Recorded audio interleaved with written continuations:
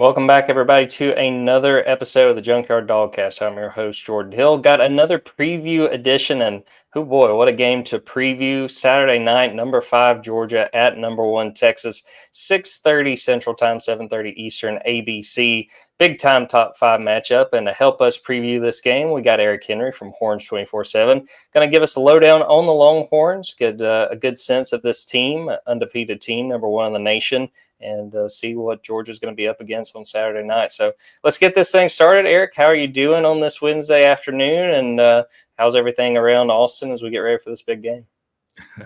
Appreciate you having me on, Jordan. As we talked about in the pre-show, things are starting to ramp up here in the state capital of Texas. It's a big-time weekend around here, most notably Texas and Georgia, if you ask guys like us. But to others, the main event is the F1 event that will bring over 400,000 people to the city of Austin. So definitely a big time sports weekend here in Austin. Things are starting to pick up as judging by the air traffic that is flying over my apartment as I'm near Austin Bergstrom International Airport. Well, before we get into this game, Eric, I think there's quite a few people on this Georgia beat trying to double dip with this F1. Are you trying to make your way over to COTA? Do you know any folks that are trying to do a little double dipping this weekend? Jordan, I am just a lowly beat writer. I don't know that I can afford the funds it takes to get in there. Maybe I can sneak my way in, a side door or something like that. I saw some folks last week with Texas beating Oklahoma sneaking in the fair. I might go old school, try to sneak in a gate or something. But outside of that, I'll just be I'll be recovering from the 6:30 start, as we'll probably get home around 1, 2 o'clock in the morning from the night before. Yeah, probably if we're lucky. But what I would say is, if you've been a beat writer long enough, you always know how you can sneak into events. So some folks I think will be pretty handy there. Well, Eric, let's dive in and talk about this Texas team and start with the fact, obviously, number 1, 6-0 in the country, coming off a big win over Oklahoma. What are the vibes like around this Longhorns program? Obviously, a pretty ideal start to the season. But having a big matchup at home coming up in this game against Georgia. Jordan, Steve Sarkisian's had a pretty consistent saying, which is whether going back to facing Michigan, he likes to build this mantra of it's us versus the world. Going into Michigan, it's 100 versus 100,000, right? Well, you ask, what are the vibes? The vibes inside of Moncrief are pretty immaculate, to be honest with you. I mean, the players are riding high. They're riding, of course, the wave of really thrashing Oklahoma, the rival OU, in the Red River Shootout 34-3, a game that was never really in danger. But also they're focused. A lot was made when the SEC schedule dropped, Jordan, that this was going to be the most crucial 2-week stretch of Texas's season. Going to face your rival, a team that you've lost 9 out of the last, it was 9-11 or decided by 1 score. I'm forgetting what the matchup was. And so either way, Texas has been on a lot of the losing end of that matchup. And the game, of course, you lost in really heartbreaking fashion last year with Dylan Gabriel driving the team down 80-something yards and getting the score, right? So you avenge that loss, and then you're going to face a team that's won 2 of the last 3 national titles in Georgia. So they've been focused. They've been, laser focused on getting through this 2-week stretch, taking it 1 week at a time. So the feeling, I would say, is cautious optimism, but definitely there is a measure. And I think if you saw Anthony Hill Jr. and Barron Sorrell, sophomore linebacker, senior defensive end post-game after OU with the Baker Mayfield jersey and Barron the Texas flag through the jersey, there's an air of confidence. Steve Sarkisian called it a swagger to his defense. I think that's permeating throughout the team as well. So let's take this position by position, Eric, and let's start obviously with quarterback, getting Quinn Ewers back for that Oklahoma game. 1, how do you feel like he played in his first game back from that abdominal injury? And 2, just what have you made of his play to this point in the season? Yeah, I'll start with the OU game. I'll admit, I was a little bit surprised. And let's be fair to Quinn, right? It is an injury. Players will tell you, hey, I'm 100%, I'm good. No one is 100% with a midseason injury, right? Like there's always going to be some lingering kind of residual effect when you have an injury. It's just human nature, right? It's your body. But with that being said, Quinn Ewers had a really strong history, Jordan, of coming off of injury and performing well. Last year in his return against TCU, played really well. The year prior, His first game back was the Red River Shootout. We all know how that one ended. It was a 49-0 win for Texas. So Quinn had a history of coming off of injury and playing well. Of course, OU's defense, one of the better units in the nation, at least a top 40 defense in the nation. So you certainly think that that's going to challenge you a little bit. But what we saw really wasn't him being affected by the defense per se. It was a guy who looked like he just was out of rhythm, a little bit rusty. And when we spoke with Quinn in the post game, he didn't want to call it rust. He said that he practiced all week and he should have performed better. But I just felt like that was more of Quinn being Quinn, taking accountability. Some of the passes, the first quarter interception, I can't remember who got that for OU. It wasn't Billy Bowman. I'm forgetting who it was. But nevertheless, that was just a clear overthrow intended for Matt Golden. That was one that's a pass that Quinn Ewers makes 9 out of 10 times and had done it very consistently prior to the injury. And then there was some plays where, Quinn looked to maybe, I guess you could accuse him of having happy feet, want to get out of the pocket a little bit early and do some things. And I think in my mind, Jordan, that's just a byproduct of a guy who's thinking, all right, until you get that first hit. And remember, we're talking about an abdominal injury. It's a midsection injury. That's not a shoulder. It's not something you can nurse or you're going to get hit. It's going to be exposed, right? So maybe there's an aspect there with Quinn. You don't necessarily want to get it tested immediately, but I'm expecting him to bounce back. And your second question was how has performed prior to that or really in the year in totality. Outside of the OU game, Quinn Ewers, in my mind, I thought he cemented his Heisman candidacy with the win at Michigan, the way he performed. Quinn was playing lights out when he got banged up, against UTSA. I almost forgot if it was UTSA or Louisiana Monroe, but was playing lights out up until that point. And I think there's, in my mind, I think Texas fans, with the time he was out, not that Arch Manning didn't perform well enough and certainly performed well against Mississippi State, but there's an efficiency with which this offense runs with Quinn Ewers that I think Texas fans have grown to appreciate. And that's an efficiency that I think for all of Longhorn Nation, they'll hope he can get back this week against Georgia. I want to talk about the run game for Texas, Eric, and it's really interesting to me going back, obviously not following the program as closely as you guys do, seeing in the preseason that they lose 2 running backs and, alarm bells are going off, and I'm sure that was the case in Austin as well, but it seems like they've done a very good job of replacing those guys and having other guys step up. Who are the guys who have stepped up in the backfield, and what do you feel like stands out about their play style?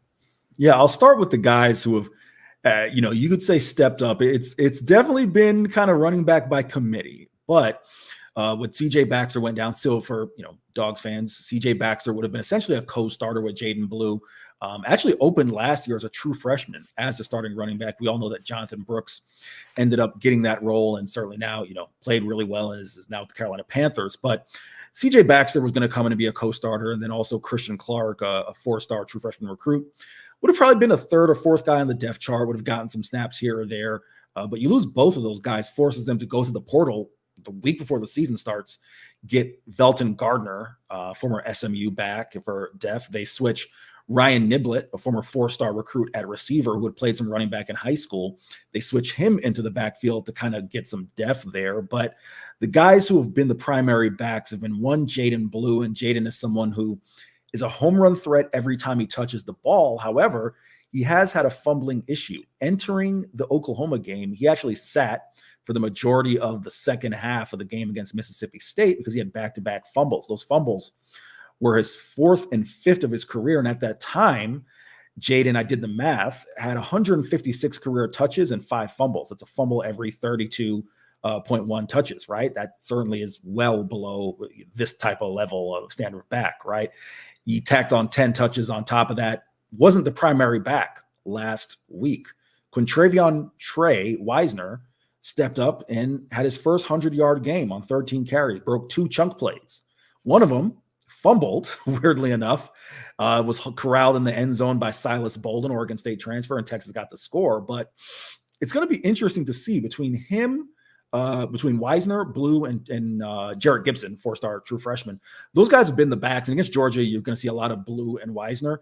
How that shakes out. Wisner's a guy who's starting to show a bit more of a home run ability, home run threat. But prior to that was really a guy who's going to, one cut and go between the tackles, pick up 5, 6, 7 yards a pop. Whereas Blue was looked at more as the home run threat.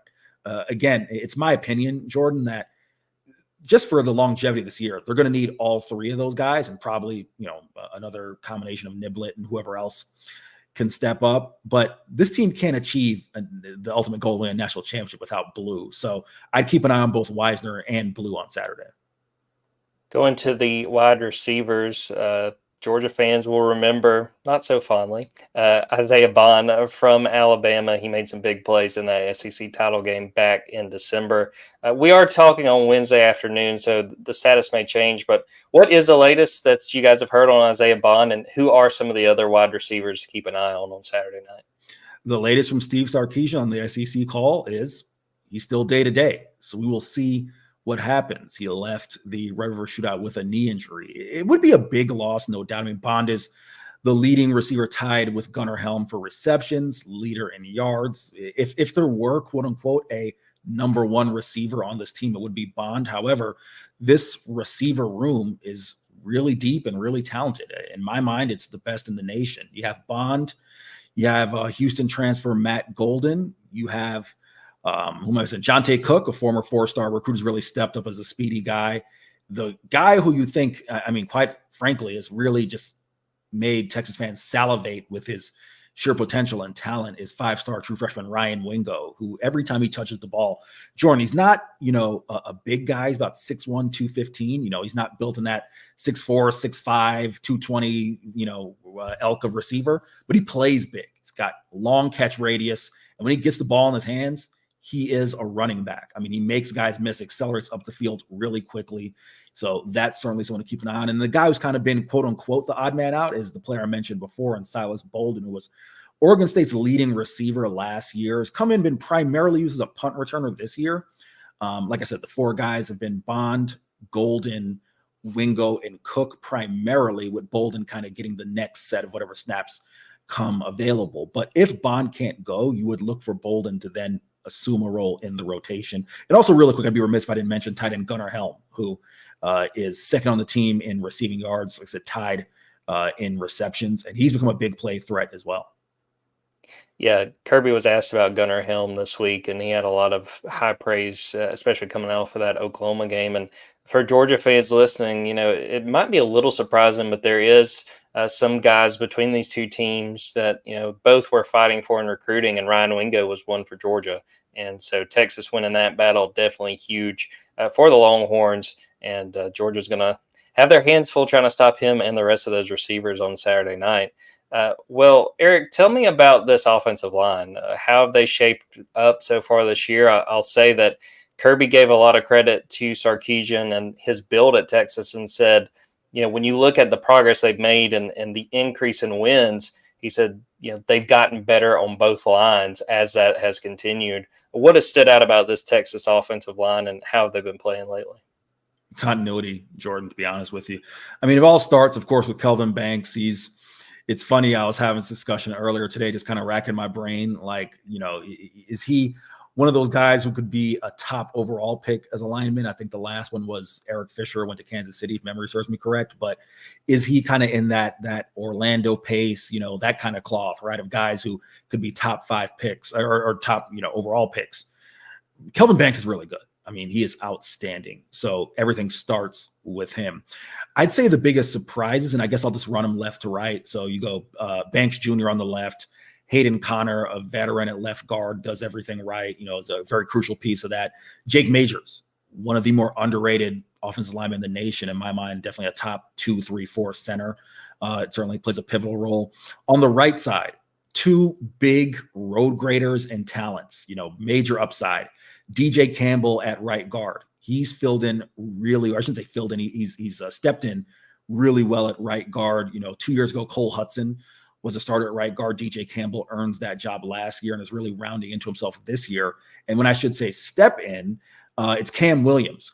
Had big shoes to fill. Christian Jones, former 6th-year offensive lineman, former starter, been around a long time now with the Arizona Cardinals. Cam has exceeded really, and maybe, inside of Moncrief, they'd say something different. But as far as my expectations, he's exceeded them. The only knock on Cam Williams, and I haven't tracked this in 2 weeks. I need to go back and track it again. But per Pro Football Focus, Cam was tied with a couple other linemen for leading the nation in penalties. He had 8. Cam has struggled with false starts. And quite frankly, it's been a little like mind-boggling how much he struggled with false starts. No matter what's at home, on the road, and we're not just talking about like one. We're talking about sometimes two in a series, right? So that's been the only knock on Cam Williams. Outside of that, he's been projected as a possible first-round pick along with Kelvin Banks. So this offensive line playing really well. South Cam X in the YouTube comment says the real battle is in the trenches, and 100%. And I think that's going to go a long way in determining how this game plays out. Switching sides, Eric, to the Texas defense, I think there were a lot of questions from folks outside of Texas on how the Longhorns were going to replace Devondre Sweat, Byron Murphy. And from the production that I can see on paper, it seems like they've done a really good job. Who has stood out as far as on that defensive line, filling some huge gaps with those guys who are now in the NFL? Going into the season, you kind of knew that it was going to be a collection of guys, right? I mean, how do you replace one guy who's a unanimous All-American, the other guy who was a first-round pick, right? And both those guys balling right now in the NFL. So I always kind of took the approach it's going to be a kind of money ball it, right? You're going to have to get, a collection of 4 or 5 guys to do that, and they've done just that. Let's start with the starters. Alfred Collins and Vernon Broughton, both veteran Longhorns. Collins, a supremely talented guy, athletic, 6'5", 320. I mean, looks like he's chiseled as stone. He is not just a big, for lack of a better word, sloppy 320 pounds. That dude is cut up and very athletic and is certainly capable of making plays behind the line of scrimmage. Vernon Broughton has earned everyone's respect for just how fundamentally sound he is in the way he plays alongside him. The 3 other guys, they got Tia Savea from Arizona prior to spring ball, and Steve Sarkisian, it's funny, he talked about it after the spring game, said, we got to get deeper. Like, all right, that wasn't enough. You added one and you have some returners at defensive tackle, but he was right. He saw that between Savea and the returners they had, Sadir Mitchell, Jere Bledsoe, and a couple others, it wasn't going to cut in the SEC. He went out and got, as he likes to call it, big humans. Got Jermaine Lole, who was north of 300 pounds from Louisville, a 7th-year guy, former Arizona State and Louisville guy, and a name that should be familiar to Dawgs fans, and Bill Norton. They got him, another massive human, 6'5", 6'6", 320, 325. Actually, he's got to be north of that. I'm probably short of him about 15 pounds because Bill is a big dude. But they've done an excellent job stuffing the run. And as a collective, they have, again, I don't want to say quite filled their shoes because Sweat and Murphy could just take over a game on any given play. But they filled the production adequately. I want to ask you specifically about Bill Norton. What has he been able to do for this Texas team? Obviously, he left Georgia, spent some time in Arizona, now a Longhorn. How has his role kind of played out with this Texas team? Stuff to run. I mean, that's when you will very rarely see Bill Norton on first down. You will see Alfred Collins. You will see Vernon Broughton. You'll see other guys. You may see Barron Sorrell from the defensive end, the edge spot, shift inside. As someone can rush. You're not going to see Bill Norton on first down. You'll see Bill Norton on sometimes second down, mainly third downs. He's been a run stuffer, has done an excellent job allowing guys like Anthony Hill, linebackers Anthony Hill, David Benda, and others to clean up runs that come their way. Yeah, his former defensive line teammate, Nazir Stackhouse, had a lot of good things to say about Bill on Tuesday night, so it was cool to see that. And I'm sure there will be some photos after the game, Bill and some of his former teammates. That'll be cool to see. You mentioned some of the other guys, Eric, but who are some of the defenders to know on this defense? And then this defense as a whole, what do you feel like are their greatest strengths? Yeah, just some of the names to know. Again, Ethan Burke at defensive end, long kid, 6'5", 6'6". Usually has a way of getting his hands in those passing lanes. And I know Carson Beck hasn't had a ton of passes batted down this season, but if there's someone who's certainly capable of doing it, it's Ethan Burke. On the edge, though, the primary pass rushers, Anthony Hill, who made the move from off-ball linebacker, just edge guy, to middle linebacker to start the year. Now, he did kind of do a little bit of the edge off-ball stuff last week with Leonga Lafau getting the start at middle linebacker, and maybe that's kind of foreshadowing the way they may use A. Hill this week. A. Hill responded against OU, 11 tackles, 3.5 tackles for loss, 2 sacks, and being co-SEC Defensive Player of the Week. That's what he's capable of off the edge. And then 5-star true freshman Colin Simmons, the fastest first step, I mean, maybe in America. And I know that sounds crazy talking about an 18, 19-year-old kid, but his pass rushing instincts are just incredible. And he plays it well in big games. Played well against Michigan. He played well against OU, against stuff in the run. So Colin Simmons, those are 2 guys. And just, a couple guys in the secondary. The name I really point to is Jade Barron. Former nickel back, now moves to the outside, play boundary, will stuff the run. Jade's one of the smartest football players you'll come across. He's a guy who has gotten some first-round projections as well. So it's been, as Steve Sarkisian would say, an 11-man collective on defense, but those are some of the standouts. I think it's important to bring up Texas special teams because this game very well might come down to kicking. Eric, how has Texas special teams been to this point in the year? Do they feel good about how they played in the third phase of the game? Jeff Banks, one of the best special teams coordinators, coaches in the nation. The group it's been interesting, Jordan. Obviously Texas not having a ton of opportunity in kick returns because teams aren't scoring, right? So you can wash that. Silas Bolden, fearless as a punt return. I'll tell you that much. That dude will field basically anything unless it is right up on him. And he is a dangerous punt returner, so they feel good there. It gets a little interesting in the kicking game. Bert Auburn, if memory serves me correct, was either tied or led the nation in field goals made. I think he hit 29 of 35 last year, if memory serves me correct. But had a weird little stretch last year where he missed like 4 out of 5, 4 out of 6, something like that, before rebounding to be, one of the nation's best kickers. And then had a weird sequence against OU where he missed, if memory serves me correct, it's like a 43, 44-yard kick, very bakeable in Bert Auburn's range, pushed it wide right. OU called timeout, so he gets the mulligan, gets another chance, and he pushes it wide left.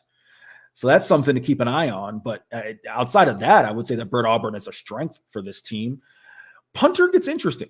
There was a true freshman, Michael Kern, who earned the job coming out of camp, 3-star kid out of my home state of Florida, St. Thomas Aquinas High School. Somewhere along the line, got injured. We don't know if it happened during the week and lead up to OU during the bye week or what, but he just popped up on the injury report. And it's like, okay. And Kern was not listed on the final report 90 minutes before kickoff, but did not punt.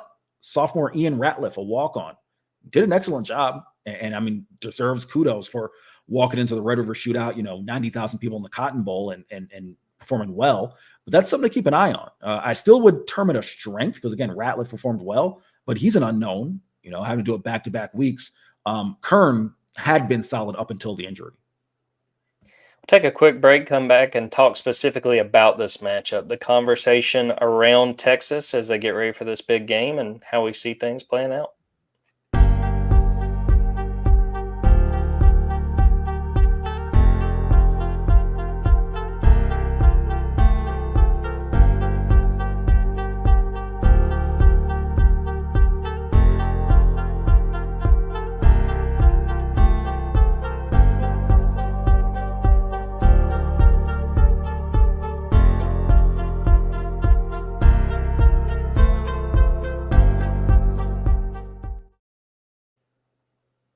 All right, Eric, we're talking about the number 1 team playing the number 5 team. This is the kind of big games that we get excited to watch. Kirby Smart said on Monday, these are the kind of games that you go to the University of Georgia for, and I'm sure Steve Sarkisian would agree on the Texas side.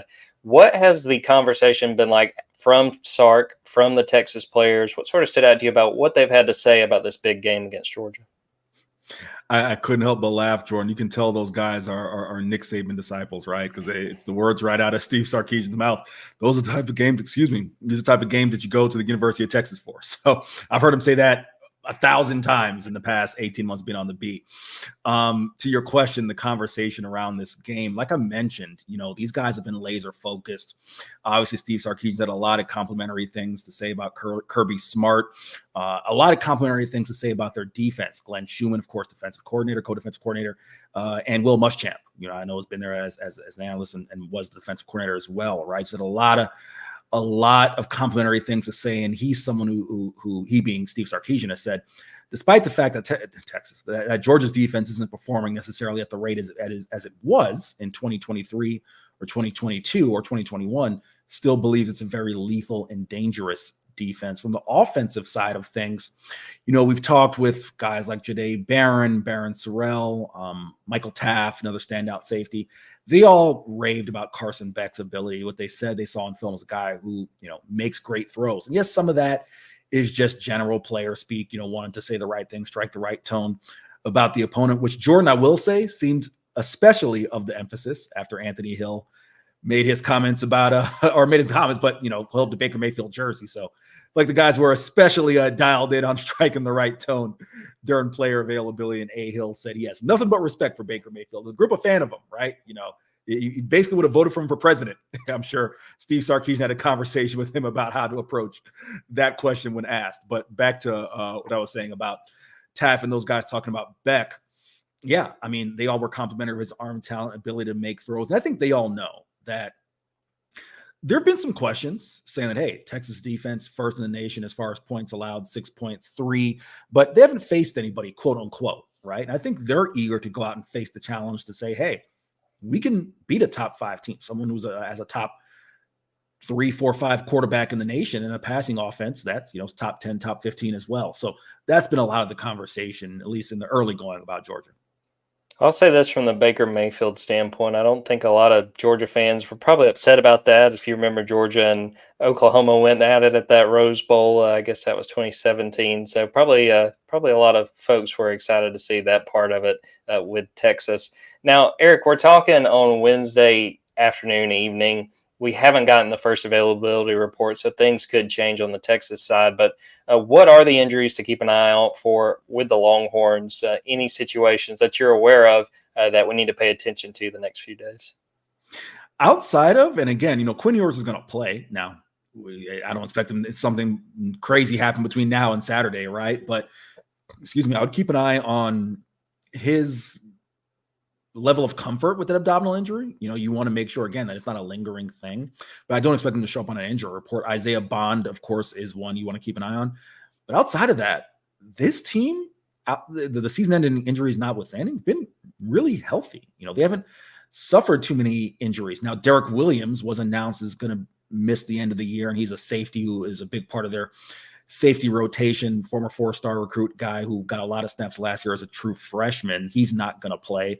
But outside of that, there isn't anyone else that we're really looking at. And I mean, I guess Kern would be another guy you want to keep an eye on as well. But again, he didn't show up on the final report. That just seemed to be they were going to go with Ratliff for whatever reason during the week. But outside of that, no real injuries coming out of the OU game outside of Bond. Now, looking to this game and looking to this matchup on Saturday night, Eric, let's say this goes Texas's way. They get the job done. What do you feel like the Longhorns would have had to accomplish to get the job done and beat a number 5 team and keep their season undefeated? I'll give you 2 things on offense, 2 things on defense. One, Quinn Ewers is going to have to play better. 20 of 29 for $199, 1 touchdown, 1 interception. I don't think that's going to cut it in this game, especially with how Texas's run game, which I know you asked me about the guys, and I probably neglected to mention this in my answer, Jordan. Steve Sarkisian, I don't want to say we've gone back and forth, but Steve is someone who's very particular, at least publicly, right? He'll look at the box score and say, all right, 300 yards passing, 200 yards rushing. What are we talking about? I'll take that every day of the week.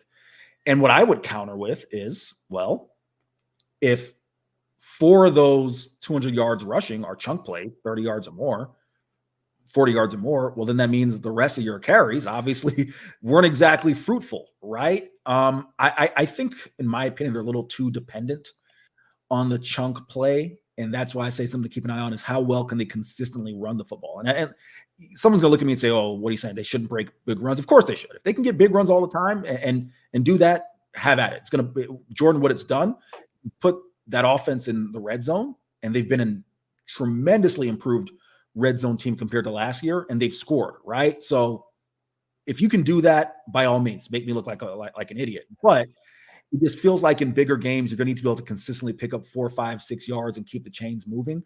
Now, Steve has been upfront and saying this year, maybe we're going to pass the ball a little earlier in games to set up the run, to try to build a lead. He talked about his team playing its best when they have a lead, but also noting that there may be a game that they have to come from behind. They got to be prepared to do both things. So anyhow, yeah, I think Quinn Ewers has to perform better than he did, and I think the run game needs to be more consistent. On the defensive side, you want to see them force some turnovers. That's been a big point of emphasis really for the past 2 seasons for Texas. I think especially from the front 4, front 6 guys who rush the passer. They got a strip sack last week, forced fumble and sack with Anthony Hill, who forced it on Michael Hawkins. You want to see plays like that. And I'm really interested to see just kind of again, the battle in the trenches, because that's where a game like this is going to be won. Texas's secondary, I think, will be able to perform well against obviously a Georgia wide receiver room that's obviously suffered a suspension, and some guys who maybe you wouldn't say are the most highly touted players. So I think they'll be able to hold up well. But I'm really curious to see again the defensive tackles. How are they going to fare? And the edge guys, can they put pressure on Carson Beck? Now let's talk about how this thing actually plays out. Eric, what do you think is going to happen on Saturday night? And if you want to give a score prediction, by all means. Yeah, the way I see this one playing out, I am hard pressed to see this being a game that Texas is going to jump out to a 17-0, 21-0 lead. I feel like this is a Georgia team. They obviously have championship pedigree, championship experience. I know they might necessarily be the teams of the last few years, but they're not going to be rattled by going into DKR, Texas Memorial Stadium either. I think this is a game that's tightly contested at the half, but I think Texas finds a way to pull away in the second half. And if I were to give a score prediction, I'd say something in the vein of 31-17. I have a lot of confidence in this defense, and they're eager to prove that they're legit. So holding a Georgia team that averages about 30-something points per game to 17 is nothing to be upset about. So I'm going something like 31-17, 31-20 in that realm. Again, it's not going to be a game that Texas runs away with, but I think they'll find a way to get a decisive, solid win. It's going to be a huge test for the Georgia secondary, and super interested to see how they play, especially after struggling against Mississippi State. Go through some of the score predictions. I have Texas 27-20. I think it's going to be a really good game. I'm just not convinced Georgia's defense, again, especially the pass defense and really the pass rush. Georgia has not had a sack in 2 of its last 3 games. You have to get after Quinn Ewers, in my opinion. Not sure they're going to do it enough. Some of the other folks on our staff, Benjamin Wolk has Texas 31-20. Kip Adams has Texas 28-17. Going through some of the comments, the folks watching live, South KMX has Texas 34-17. Let's see, we got VT has Texas 35-17. Brian Scott Ramsey has Georgia 34-31. And Jeff Horton says, I look for a low-scoring game in the first half, and it will be an interesting set of halftime adjustments. So I think it's going to be a very entertaining game. I think most folks expect that. And I think both teams are going to have their hands full for 60 minutes of football, and hey, maybe more than that. Eric, thanks so much for popping on with us. I do want to give you an opportunity. Please plug anything you got out there, anything you guys are working on over at Horns 24/7. Let the people know where they can check y'all stuff out.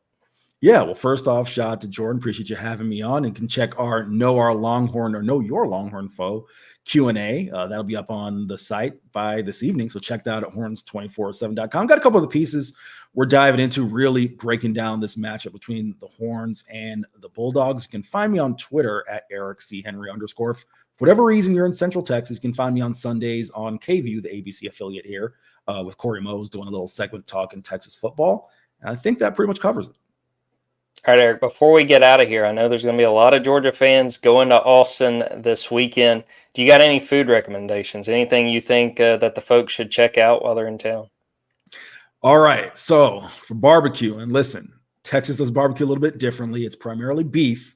I know that's kind of a sticking point for some, but Terry Black's, Franklin's, those are the 2 spots. Matt's El Rancho for Mexican. There's plenty of places here to get a good bite to eat. If you're in the area, there are places downtown, but try and venture out a little bit, because there are a lot of Whip My Soul, another really good soul food spot. It's a lot out in the beaten path. So try and get out a little bit, and you'll find plenty of good food.